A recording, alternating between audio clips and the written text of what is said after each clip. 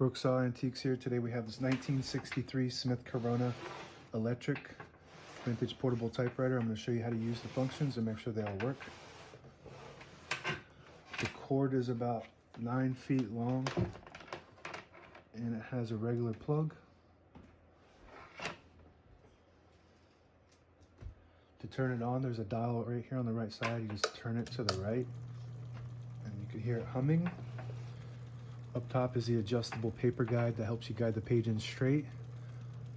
I like to line that up with the edge of the platen, and these are your margins up top. You just push them down and move them. I like to set them about 5 and 75. This is the paper support arm that flips up from the back.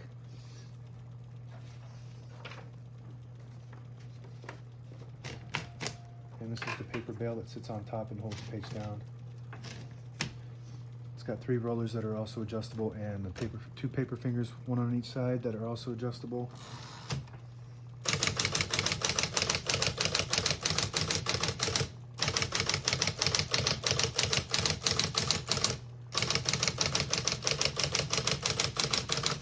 Once you hear the bell, you're at the end of the margin. You hit the slide space, get you back to the beginning, skips 1, 2, or 3.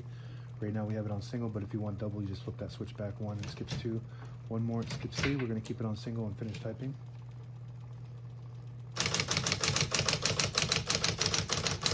As you can see, all the keys type nice and none of them skip or stick. I'll type the sense on the next line.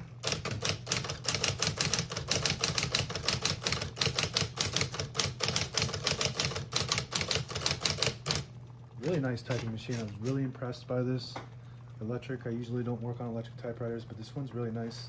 Sounds really clean, and it's a really, all you have to do is barely touch it and it prints. So if you have sensitive fingers, this is the type of typewriter you probably want. To pull the page out easy, there's a switch on the right side here. Just flip it to the front and unlocks the rollers underneath the platen, allowing you to pull the page out easy. Or load thicker paper like carbon copy or cardstock. Make sure you put that back before you load the next page, or else it won't load correctly.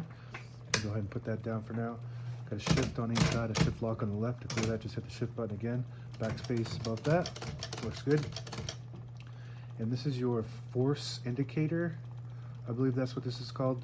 This dial right here will, if you turn it, the farther up you go with it, the more force there is when the keys strike the paper. That's in contrast with underneath where you have the touch control. So I don't know which way that you have to turn this to increase or decrease the touch control. So that just determines on how hard you have to hit the keys for them to print. Got a tab on the right side here. I think we got one set already right there. To clear it, you just hit the CL button, and we're going to set one right here by hitting the set button. And you just want to have one set somewhere so that way it doesn't go all the way to the end, causing wear and tear on your typewriter like that. That works good. And another cool function about this typewriter is when you open the hood, it automatically turns it off. All the brand new ribbons loaded on this left side, so it's pulling to the right. And if you want to switch the direction, there's a switch right here above the backspace.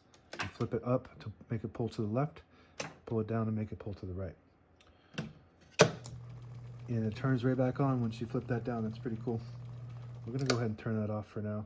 This is your color selector switch on the right side here. When you have it all the way up, it prints the top portion of the ribbon. When you have it all the way down, it prints the bottom portion of the ribbon. So when you have a dual ribbon, the dual ribbon would be black on top and red on the bottom. So that the vibrator just goes up higher when you have it on red. If you have it in the middle, the vibrator doesn't go up at all. It just prints an indentation on the page so you can copy without wasting ink. And got a carriage release on each side, very smooth.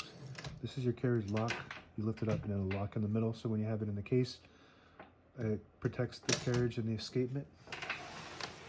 Carriage release on this side works good, very smooth. And if you pull out this little thing on the knob, it disables the spacing when you turn the knob. You push it in, get those clicks. Each one of those clicks is one space. And also same function with this little lever. That's right in between here. You push it down, it'll disable the spacing too. Push it up, get those clicks. Each one of those clicks is one space, and that's it. Now available on eBay or Etsy. Search Brooksaw Antiques.